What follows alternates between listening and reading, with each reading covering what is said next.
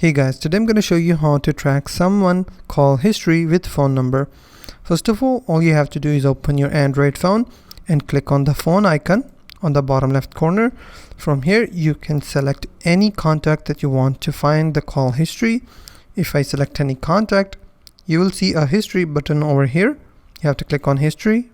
From here you will see all the history of that specific contact on single page. Secondly, what you can do is open your Play Store or App Store on your phone, go to search and type AirDrop parental controls.